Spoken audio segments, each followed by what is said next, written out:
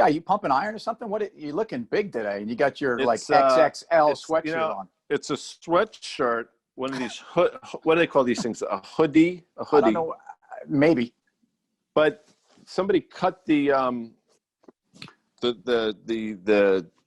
collar part. So maybe I should. So cut it's like the a flash sleeves, too. dance. It's like a flash dance sweatshirt. So I'm doing like a Stallone thing. This is more like or more like Apollo Creed. Not Creed. What's his name when he came in? I can't think of his name. In Creed, Rocky. yeah. No, the Which other one? guy, Mr. Which T. one? Mr. Drago? T had like Drago? He had Mr. no T. frills. Like pity the fool. Pity the fool. Exactly. I And pity the Tyson fool, was but- no frills coming in the ring. Like he's ready to roll. But hold on a second. So did you customize that sweatshirt yourself, or what'd you do? No, I would tell you if I did. I don't know who did. The house was cold, so I went and found a sweatshirt, and this cropped You up, think? and I just threw it on. That's either straight out of Flashdance or where chicks were cutting the collars and stuff. Sure. Now, did you ever wear like a tummy shirt, like where like No. you were in I know your what you're football talking days? about. It's like the mid-rib, like a sweatshirt Yeah. that was two sizes Yeah. too small. No, but I mean, that was actually a look, especially because in football, at least college football, like they were showing a lot of midriff. A lot of guys, like the Nebraska guys. I remember like Bosworth. I think had that whole. I think he probably popularized it. Not to be confused with the tearaway jersey, of course, but that was something totally different. Which we loved to tear away jersey guys when we were playing touch football. Like it and again, you acted like it was an accident, but it wasn't. In Scarsdale, that's expensive because you guys are probably playing in your Ralph Lauren button downs. So, it gets expensive after a while. I mean, I know how you guys roll.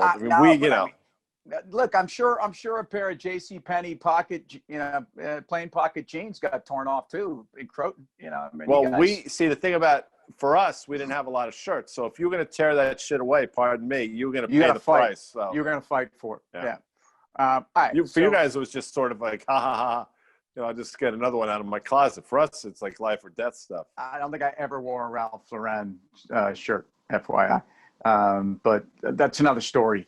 It's funny because Ralph Lauren is arguably one of the clothing designers that kind of sold out at the top. And I'm seeing this news today that Dylan has sold his catalog, as we like to say in the music world, for somewhere around $300 million, which seems like a massive amount of money. Although, I think Bob Dylan, I don't love listening to Bob Dylan, but as a songwriter, I mean, the influence this guy has had on 50 years of rock and roll is extraordinary. So it's crazy, man. I mean, what's going on? Unbelievable. Think about that number. And so I wonder, so you make a good point. First of all, I have no idea how to value these things. I mean, it's clearly somebody does. It was Universal Music. And you wonder, like now it gives them the rights to throw all these different songs at any number of different potential advertisers to use in their ads. So maybe that number, maybe they make back like 5 times what they spent.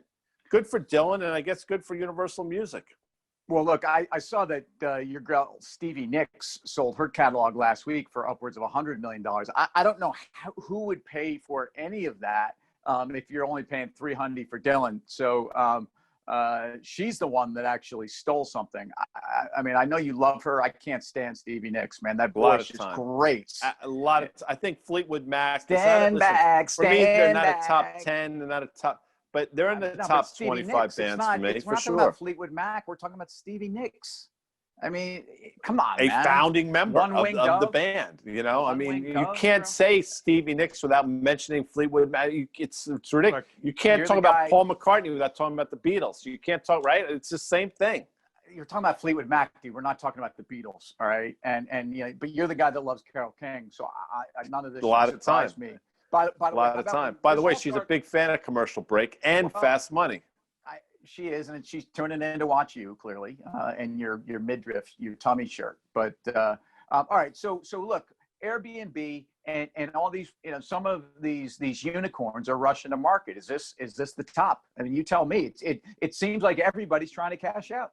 It makes sense, wouldn't you? I mean, listen, I think both of us are not naive enough to say that this is the top, but it's got all the formations and all the signs that a lot of people trying to go to market. We're going to talk about SPACs, I think, on Fast Money tonight, and that's actually been the buzzword for 2020. So much money floating around that people have it to throw at things like Bob Dylan's catalog for $300 million and Stevie Nicks. I guess that's a great thing, but you have to ask yourself, there's a lot of money chasing fewer and fewer assets, and almost by definition, that speaks to some frothiness in the market. Look at Bitcoin. Look at cannabis. Look at Palantir. Look, you name it. Pick a bubble, and it's there. And the Federal Reserve is very much a part of this. And they've told everyone, reach out the risk curve. We got your back, and we want to see assets move higher. Well, they are. Commodities are now looking like they're starting to build on momentum that would get them out of what's been probably a 10-year bear market, and emerging markets after 10 years of run. I mean, these are asset classes that run when the world, and I think there's a lot more fundamental behind investing in emerging markets and commodities than bubble. And boy, if anyone, I think those two asset classes actually have an argument for breaking out. We've talked a lot about that, but look at Tesla setting fresh highs today, $630. It's to me troubling, and yet the world's about to shut down again for COVID. And even though I pointed out that one of the reasons why the airlines have been flying is because you actually can see to the other side of this trade. It's actually, I believe, I hope, I pray we're at peak COVID right now. But I think that's, and people are like, how are you buying airlines and Boeing? Is it, with an upgrade today, and someone threw a $300 target on it. So I bring that up because although markets may be rallying on reopening and peak COVID, more importantly, the approach to risk right now, I think, has gotten very much off sides, and the government's going to come in and spend what they can. So as an equity investor, what do you do? I can tell you that we talk about this. Not only not fighting the Fed, whether I like what they're doing or not, but that the minute you see the Fed even start to kind of walk it back a little bit, not only do you get out of the way, but you run for the hills again. So yeah. I think that's something to think about. Well, and if you want just a sort of an example as to what could happen, just go back and look at what the market did from October 2018 until the early December of that year, when Jerome Powell, who was really in his nascent stage of being Fed chair, talked about autopilot in terms of reducing the balance sheet, and they were going to systematically start to raise rates. And the market went down 19.9% in about a month and a half. So to Yep. Tim's point, if you're looking for an example, it's out there. And when you start to catch a glimpse or whiff of that's going to happen again, watch out. But we got to watch out because we're up against it. Well, and I'm thinking whether it's Mr. Tambourine Man, or the answer, my friend, is blowing in the wind. These are iconic songs for a guy that I think belongs in the top 5 songwriters of all time. Do you put him there? Well, I might put him there tomorrow when we have more time to talk. But right now, we gotta get the hell out. We're blowing in the wind, bro. See you later.